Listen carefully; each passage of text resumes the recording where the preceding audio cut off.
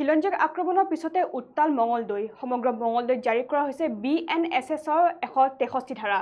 দেওবাৰে মাছ ব্যৱসায়ী আক্ৰমণ কৰিছিলে এগৰাকী লোকক দৰদাম সন্দৰ্ভতে আৰম্ভ হৈছিলে কাজিয়াৰ সূত্ৰপাত হিন্দু দল সংগঠনে ইতিমধ্যে অনিৰ্দিষ্ট কাললৈ বন্ধ কৰি দিছে মঙলদৈ বজাৰ এই বিষয় সন্দৰ্ভত জনাই যাম সবিশেষ খিলঞ্জীয়াক আক্ৰমণৰ পিছতে উত্তাল মঙলদৈ সমগ্ৰ মঙলদৈত জাৰি BNSSৰ 163 ধাৰা দেওবাৰে মাছ ব্যৱসায়ী আক্ৰমণ কৰিছিল এগৰাকী লোকে দৰদাম সন্দৰ্ভতে আৰম্ভ হৈছিলে কাজিয়াৰ সূত্ৰপাত হিন্দু দল সংগঠনে অনিৰ্দিষ্ট কাললৈ বন্ধ কৰি দিয়ে মঙলদৈ বজাৰ শান্তি শৃংখলা অটুট ৰখাৰ স্বাৰ্থত জাৰি BNSSৰ 163 ধাৰাৰ অধীনত একেলগে সমাবেত হ'ব নোৱাৰিব কোনো লোক ইয়াৰ উপৰিও আন্দোলনো কৰিব নোৱাৰিব দল সংগঠনকে ধৰি কোনো ৰাইজে আৰু আমি যেহেতু জনাইছো যে ইতিমধ্যে খিলঞ্জীয়াক আক্ৰমণৰ পিছতে উত্তাল হৈ পৰিছে সমগ্ৰ মঙলদৈ আৰু ইতিমধ্যে দেওবাৰে দিনটো যি অপ্ৰীতিকৰ ঘটনা সংঘটিত হৈছিল এই ঘটনা ইতিমধ্যে হামকটা নাই বৰ্তমান সময়লৈকে আৰু ইতিমধ্যে সমগ্ৰ ঘটনাৰ বাবে যেহেতু বৰ্তমানে উত্তাল হৈ আছে মঙলদৈ আৰু এগৰাকী খিলঞ্জীয়া লোকক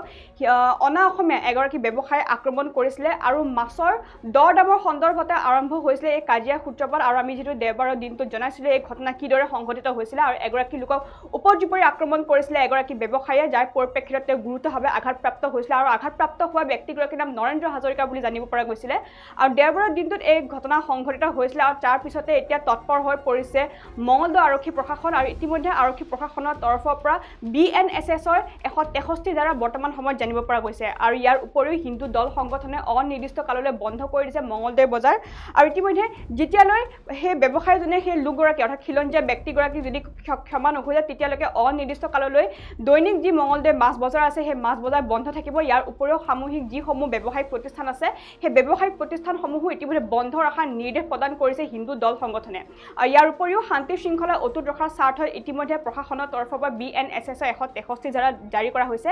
আৰু এই ধাৰাৰ অধীনত একেলগে সমাবেত হ'ব নোৱাৰিব কোনো লোক অৰ্থাৎ ৰাজপথত কোনো লোক একেলগে সমাবেত হ'ব নোৱাৰিব আৰু কোনো দল সংগঠন তথা কোনো স্থানীয় ৰাইজে অৰ্থাৎ সাধাৰণ ৰাইজে ইতিমধ্যে কোনো ধৰণৰ প্ৰতিবাদমুখৰ পৰিৱেশ সৃষ্টি কৰিব নোৱাৰিব কোনো ধৰণৰ আন্দোলন কৰিব নোৱাৰিব বুলি ইতিমধ্যে তথ্য লাভ কৰা হৈছে আৰু কোনো লোকে যদি এই আইন ভংগ কৰে অৰ্থাৎ এই ধাৰা যদি ভংগ কৰে তেতিয়া প্ৰশাসনৰ তৰফৰ পৰা তেওঁলোকৰ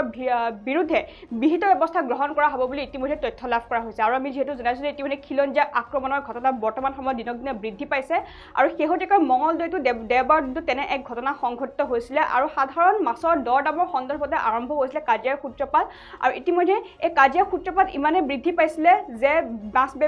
এগৰাকী অনা অসমীয়া মাছ ব্যৱসায়ী খিলঞ্জীয়া যুৱকক আক্ৰমণ কৰিছিল আৰু তাৰ পিছতে সমগ্ৰ ঘটনাই এক বিপৰীতমুখে ঢাল খাইছিলে আৰু ইতিমধ্যে সমগ্ৰ ঘটনাক লৈ মঙলদৈ চহৰ উত্তপ্ত পৰিস্থিতিৰ সৃষ্টি হৈছিলে আৰু ইয়াৰ পিছতে